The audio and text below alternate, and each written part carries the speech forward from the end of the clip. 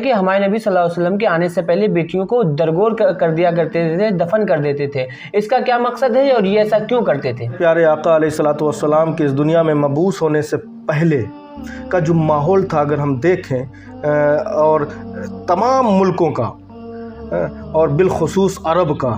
تو آقا علیہ الصلوۃ والسلام کو اللہ رب العزت نے کسی ایسے ماحول میں نہیں پیدا فرمایا کہ بنا بنایا ماحول تھا، اچھائیوں والا ماحول تھا، اور ان اچھائیوں کے ماحول میں پیارے آقا علیہ الصلوۃ والسلام کو مبعوث فرمایا گیا۔ آپ پیدا ہوئے اور آپ نے اسی میں نکھار پیدا کیا، ایسا نہیں تھا، بلکہ رسول کائنات صلی اللہ تعالی وسلم جب تشریف لائے ہیں تو ماحول سازگار نہیں تھا، بلکہ تمام برائیاں اپنی چرم سیما پر تھیں۔ انسان دوسرے کی عزت و آبرو پر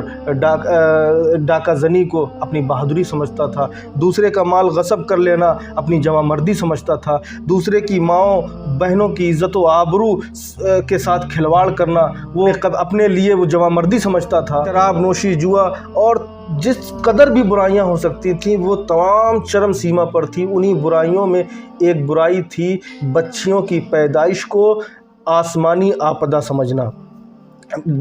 بچیوں کی پیدائش کو نحوست سمجھنا، بچیوں کی پیدائش کو عار سمجھنا۔ چونکہ ہم جب قرآن پاک کو پڑھتے ہیں تو قرآن پاک میں اللہ رب العزت ارشاد فرماتا ہے وَاذْكُرُوا نِعْمَةَ اللَّهِ عَلَيْكُمْ إِذْ كُنْتُمْ أَعْدَاءً فَأَلَّفَ بَيْنَ قُلُوبِكُمْ فَأَصْبَحْتُمْ بِنِعْمَتِهِ إِخْوَانًا۔ یاد کرو جب تم آپس میں دشمن تھے، جب تم آپس میں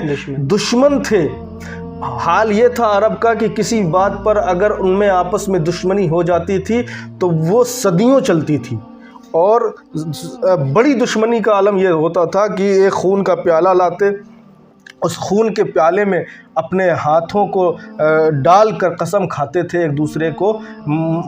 مارنے کی اور خود مر جانے کی، کہ جب تک زندہ رہیں گے ہم اپنے دشمن سے کبھی بھی صلح نہیں کریں گے، ہم پائیں گے تو ہوتا یہ تھا کہ جو جس کو پاتا تھا مار دیتا تھا۔ تو عرب کا ایک خاص ماحول بن چکا تھا کہ اب اگر کوئی شخص مارا گیا، اب گھر کا مین گارجین، مین لیڈر مر گیا، اور گھر میں اگر لڑکی ہے تو وہ اپنے آپ کے لیے عار سمجھتا تھا کہ ہم اگر مر جائیں یا ہم قیدی بنا دیے جائیں تو ہمارے اہل خانہ میں سے ہماری بچی قید ہو کر نہ جائے۔ تو وہ عار سمجھ کر اپنی بچیوں کے ساتھ زیادتی کرتے تھے۔ ایک عار بھی تھا اور نان و نفقے کا خوف بھی تھا۔ اللہ تعالیٰ قرآن کریم میں فرماتا ہے کہ ہم تمہیں بھی رزق دیتے ہیں اور ان کو بھی رزق دیتے ہیں۔ یہ ایک خاص ماحول تھا جس ماحول میں وہ اپنی بچیوں کو زندہ درگور کر دیا کرتے تھے، اور حالات یہاں تک پہنچ گئے تھے کہ اگر عورت کو درد ذیل شروع ہو جاتا تو عورت کو کنویں کی منڈیر پر لے آتے تھے، کنویں کی منڈیر پر بٹھا دیتے۔ اگر لڑکا پیدا ہوتا تو عورت کی بھی جان بچ جاتی اور بچے کی بھی جان بچ جاتی، اور اگر لڑکی پیدا ہوتی تو لڑکی کے ساتھ ساتھ عورت کو بھی اسی کنویں میں پھینک کر اس کنویں کو پاٹ دیا کرتے تھے۔ اور اگر بچی پیدا ہو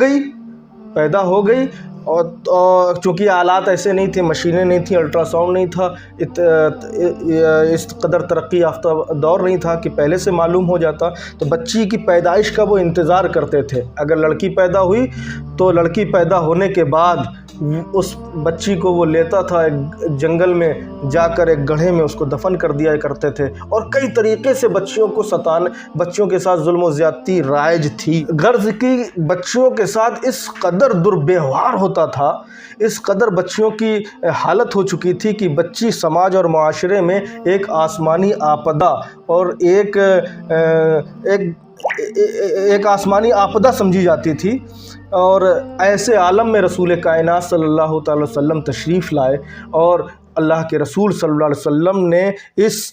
رسم کو اور اس مزاج کو ختم فرمایا۔ وہیں اے لوگوں، کل قیامت کے دن ان بچیوں کے بارے میں بھی پوچھا جائے گا کہ کس جرم کی بنا پر ان بچیوں کو تم زندہ درگور کر دیا کرتے تھے۔ اب اگر ہم تھوڑا سا دیکھیں،